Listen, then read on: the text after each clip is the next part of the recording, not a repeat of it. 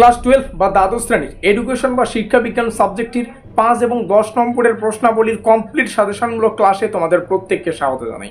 ভিডিওটি শুরু করার আগে তোমাদের সুবিধার্থে জানিয়ে রাখি, দেখো এমন কিছু চ্যাপ্টার আছে যেখান থেকে শুধুমাত্র 2 নম্বরের আর 5 নম্বরের প্রশ্ন আসে, এবং এমন কিছু চ্যাপ্টার আছে যেখান থেকে 2 নম্বরের এবং 10 নম্বরের প্রশ্নগুলো আসে। তো যাই হোক, মজার কথা হচ্ছে তোমাদের মধ্যে যদি এমন কেউ ছাত্রছাত্রী থেকে থাকো যারা সিলেবাস এবং কোশ্চেন প্যাটার্ন কোনো কিছু জানো না, ভিডিওটা সম্পূর্ণ দেখতে পারলে প্রত্যেকটা বিষয় কিন্তু জানতে পারবে। ভিডিওটি শুরু করার আগে তোমাদের সুবিধার্থে জানিয়ে রাখি, তোমরা ভিডিওটির ডেসক্রিপশন বক্সে আমাদের হোয়াটসঅ্যাপ গ্রুপের লিঙ্ক পেয়ে যাবে, কিংবা এই কিউআর কোডটা স্ক্যান করেও তোমরা আমাদের হোয়াটসঅ্যাপ গ্রুপে যুক্ত থাকতে পারো। হোয়াটসঅ্যাপ গ্রুপে যুক্ত থাকলে কি হবে, সেমিস্টারের শুরু থেকে পরীক্ষা পর্যন্ত যত আপডেট, সেটা হতে পারে স্কলারশিপ সংক্রান্ত আপডেট, সেটা হতে পারে আমাদের এক্সাম রিলেটেড আপডেট, তো প্রত্যেকটা আপডেট সর্বপ্রথমে পাওয়ার জন্য আমাদের হোয়াটসঅ্যাপ গ্রুপে যুক্ত থাকতে পারো। হোয়াটসঅ্যাপ গ্রুপে যুক্ত থাকে একদম ফ্রি অফ কস্ট, তো অবশ্যই যুক্ত থাকবে। শুরু করছে আমাদের আজকের এই স্পেশাল ভিডিওটি। 100% কমনযোগ্য প্রশ্নগুলোকে দেখার আগে আমাদের সিলেবাসের বেসিক স্ট্রাকচারটাকে ভালো করে প্রথমে বুঝে নিতে হবে। আমাদের সিলেবাসে দুটো গ্রুপ আছে, গ্রুপ সি এবং গ্রুপ ডি। ভালো করে বোঝো, গ্রুপ সিতে আমাদের দুটো চ্যাপ্টার আছে, গ্রুপ ডিতে আমাদের দুটো চ্যাপ্টার আছে। তার মানে কি, টোটাল এই সিলেবাস থেকে আমাদের 4টা চ্যাপ্টার নিয়ে পড়তে হচ্ছে। তবে আরেকটা বিষয়, কিছু কিছু চ্যাপ্টার আছে যেখান থেকে 2 নম্বরের প্রশ্ন আসে আর 10 নম্বরের প্রশ্ন আসে, সেখান থেকে 5 নম্বরের কোনো প্রশ্ন আসে না। আবার কিছু কিছু চ্যাপ্টার আছে যেখান থেকে 2 নম্বরের প্রশ্ন তো আসে, 10 নম্বরের প্রশ্ন আসে না, কিন্তু 5 নম্বরের প্রশ্ন আবার আসে। তো সেভাবেই কিন্তু আমরা আমাদের সাজেশনটাকে ডিজাইন করেছি। তাহলে এবার আমাদের বুঝতে সুবিধা হবে। আমাদের গ্রুপ সি যেখান থেকে 20 নম্বরের প্রশ্ন উত্তর আমাদের করতে হচ্ছে, আর গ্রুপ ডি সেখান থেকেও 20 নম্বরের প্রশ্ন উত্তর করতে হচ্ছে। তার মানে কি, টোটাল আমাদের 40 নম্বরের লিখিত পরীক্ষা। আমরা শুরু করব আমাদের সাজেশনটা গ্রুপ সি দিয়ে। দেখো, গ্রুপ সি আমাদের যেটা পড়তে হবে সেটা হচ্ছে psychology of learning and wellbeing. এটা আমাদের গ্রুপটার নাম। এই গ্রুপে আমরা দুটো চ্যাপ্টার পাবো, যেমনটা শুরুতেই বললাম। আমাদের প্রথম chapter learning and learning mechanism, এটা আমাদের প্রথম চ্যাপ্টার। তো এই প্রথম চ্যাপ্টার থেকে 2 নম্বরের একটা প্রশ্নের উত্তর করতে হবে, 10 নম্বরের একটা প্রশ্নের উত্তর করতে হবে, এখান থেকে 10 নম্বর, আর 5 নম্বরের কোনো প্রশ্ন আসবে না। তার মানে কি, এই প্রথম চ্যাপ্টার থেকে আমরা 5 নম্বরের কোনো প্রশ্ন পড়বো না। আর যেহেতু আজকের এই ভিডিওটিতে আমরা বড় প্রশ্ন মানে 5 এবং 10 মার্কের প্রশ্নগুলো আলোচনা করব, তো প্রথম চ্যাপ্টার থেকে শুধুমাত্র 10 নম্বরের প্রশ্নগুলো তোমাদের পড়তে হবে। কিন্তু প্রথম চ্যাপ্টার থেকে 2 নম্বরেরও একটা প্রশ্ন আসবে, তো 2 নম্বরের জন্য স্পেশাল কিন্তু আলাদা ক্লাস একটা আমরা নেক্সট ক্লাসে আলোচনা করব। আশা করি বোঝাতে পারলাম। তাহলে চলো, প্রথম চ্যাপ্টার থেকে কোন কোন 10 নম্বরের প্রশ্নগুলো আমাদের পড়তে হবে সেগুলোকে দেখে নিই। প্রথমে প্রশ্নগুলো দেখিয়ে দিচ্ছি, তারপরে এখান থেকে একটা শর্টকাট প্রসেস বলবো। যে কয়েকটা প্রশ্ন মানে প্রথমে আমরা 10টার মতো প্রশ্ন দেখে নেব, তারপরে সেখান থেকেও কিছু অল্প সংখ্যক প্রশ্ন আমি তোমাদের মার্ক করে দেবো, যেগুলোকে বেশি গুরুত্ব সহকারে তোমাদের পড়তে হবে। প্রথম হচ্ছে শিক্ষণ বা লার্নিং বলতে কি বোঝায়, শিক্ষণের প্রকৃতি, বৈশিষ্ট্য ও প্রভাবক উপাদানগুলি আলোচনা করো। আমি চাই এই প্রশ্নটিতে যতগুলো প্রশ্ন আছে সেগুলোকে 100% ফোকাস দিয়ে ফলো করো। শিক্ষণ বলতে কি বোঝায়, লার্নিং বলতে কি বোঝায়, এই প্রশ্নটা 2 মার্কের জন্য আসতে পারে। ঠিক আছে, 2 মার্কের ক্লাস তো আমরা আলোচনা করছি না, কিন্তু কিছু কিছু প্রশ্ন এখানেই তোমরা 2 মার্কের জন্য কিন্তু পেয়ে যাবে।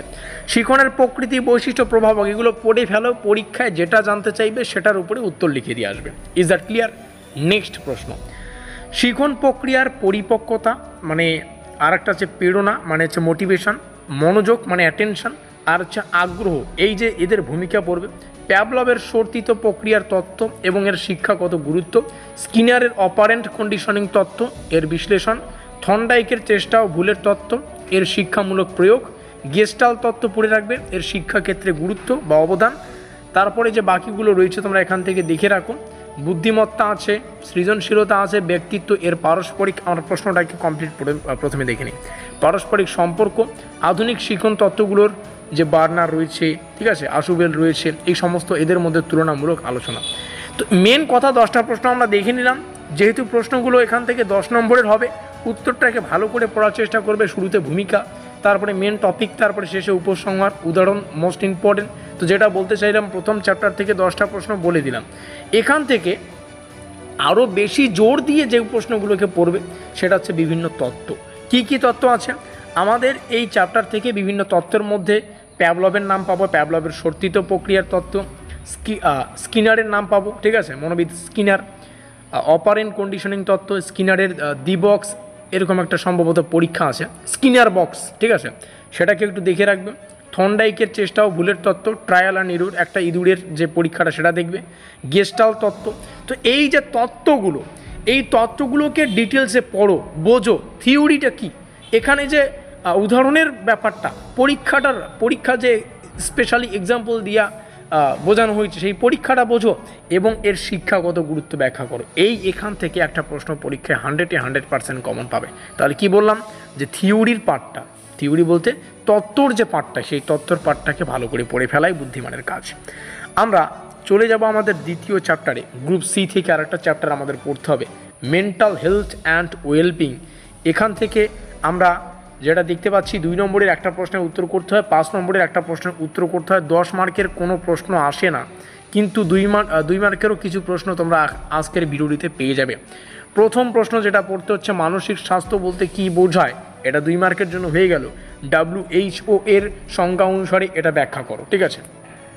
কৈশোরের ধারণা, মানসিক স্বাস্থ্য কী, স্বাস্থ্য সমস্যা কী কী সংক্ষেপে আলোচনা করো। উদ্বেগ, তারপরে হচ্ছে স্ট্রেসজনিত সমস্যার প্রধান কারণগুলো, বিষণ্ণতার প্রধান উপসর্গ ও মানসিক প্রভাব, মনস্তাত্ত্বিক সুস্থতা। তারপরে যে বাকিগুলো আছে তোমরা এখান থেকে দেখে রাখবে প্রত্যেকটা প্রশ্ন। আমি নিচে আসছি, নিচে এসে আর বাকিগুলো একটু মার্কিং করে দিচ্ছি, এগুলো পড়বে। যেমন মানসিক সুস্থতা, মাইন্ডফুলনেস, ধ্যান মানসিক সুস্থতা বৃদ্ধিতে কীভাবে সহায়তা করে। জীবন দক্ষতা মানে লাইফ স্কিল বলতে কী বোঝায়, WHO এর দৃষ্টিতে ব্যাখ্যা করো। WHO প্রদত্ত 10টি মূল জীবন দক্ষতার নাম বিশ্লেষণ করো। 10টা কেন আছে, অনেকেই ভাবতে পারো যে 5টা কেন জানতে চাইতে পারে না।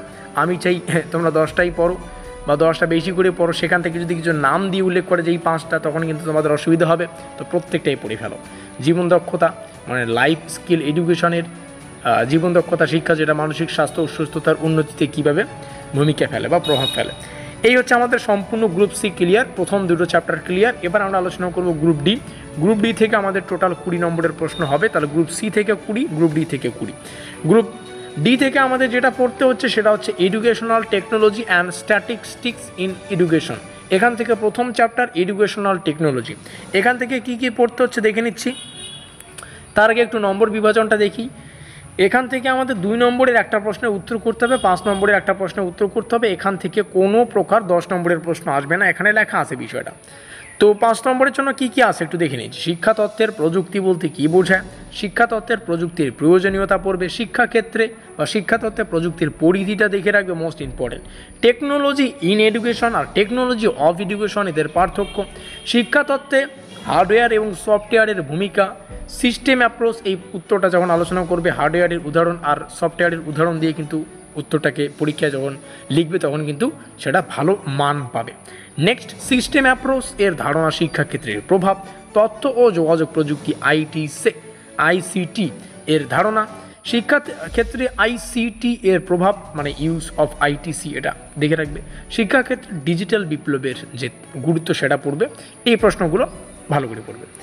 নেক্সট আমাদের গ্রুপ ডি থেকে লাস্ট চ্যাপ্টার, সেটা হচ্ছে স্ট্যাটিস্টিক্স ইন এডুকেশন।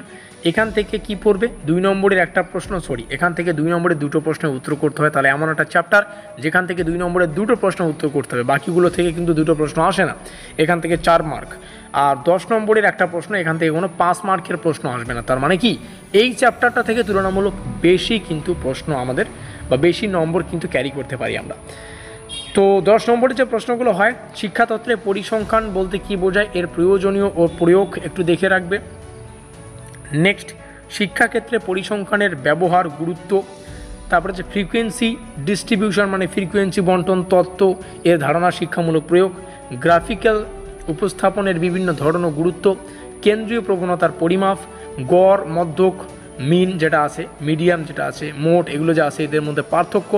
আর পরীক্ষায় আমার মনে হয় একটা ম্যাথ থাকতে পারে, ম্যাথ মানে অঙ্ক, যে কিছুটা ফ্রিকোয়েন্সি দিয়ে বললো যে এগুলোর গড় তৈরি করো, মিন বা মিডিয়াম তৈরি করো, মোট তৈরি করো। পরীক্ষায় একটা অঙ্ক আসা মনে হয় বাধ্যতামূলক, আসতেই পারে, অবশ্যই আসবে। কি এসে বসে আছে, আমি এটুকু বলতে পারি। তো এই অঙ্কগুলো প্র্যাকটিস করো। তারপরে যে বাকি প্রশ্নগুলো দিলাম এগুলো প্র্যাকটিস করো। পিয়ারসন আমরা দেখতে পাচ্ছি, এগুলোটি দেখে রাখবে। আমার মনে হয় যে প্রথম চ্যাপ্টারে একটা পরীক্ষা হয়তো আমরা দিতে ভুলে গেছিলাম, এখানে যে নামগুলো আমরা দেখতে পেলাম একটু আগে, সেটা হচ্ছে প্যাভলভের সর্তিত প্রক্রিয়া বা থর্নডাইকের যে প্রক্রিয়াটা বা স্কিনারের যে প্রক্রিয়াগুলো বা পরীক্ষাগুলো। এখানে প্যাভলভের একটা নাম, প্যাভলভ না, মনোবিদ স্কিনার, কি বললাম, জাস্ট এ মিনিট, এক সেকেন্ড না, আমাকে একটু কনফার্ম করতে দাও। এখানে হচ্ছে স্পিয়ারম্যান, হ্যাঁ। তো বিষয়টা হচ্ছে স্পিয়ারম্যানের একটা তথ্য ছিল, জানি না তোমাদের সিলেবাসে আছে কি নেই। তো স্পিয়ারম্যানের তত্ত্বটা থাকলে সেটাকেও পড়ে রাখবে, হ্যাঁ। স্পিয়ারম্যানের একটা দ্বি উপাদান তত্ত্ব সম্ভবত তো সেই দ্বি উপাদান তত্ত্বটাও পড়ে রাখবে, পরীক্ষা আসলেও আসতে পারে। এই হচ্ছে আমাদের কমপ্লিট সাজেশন তোমাদের সামনে শেয়ার করা হলো। ভিডিওটিকে ভালো লাগলে অবশ্যই লাইক করে দিও, বন্ধুদের কাছে শেয়ার করে দিও। আমাদের স্টাডি কেয়ার WB ইউটিউব চ্যানেলের নতুন সদস্য হতে চাইলে বা এখনও যদি সাবস্ক্রাইব করে না থাকো, অবশ্যই সাবস্ক্রাইব করে দিয়ে আমাদের পরিবারের সদস্য হয়ে নেবে। সেই সঙ্গে ভিডিওটিকে শেষ পর্যন্ত দেখার জন্য অসংখ্য ধন্যবাদ। দেখা হচ্ছে পরের ক্লাসে, ততক্ষণের জন্য keep learning, keep exploring. Thanks for watching.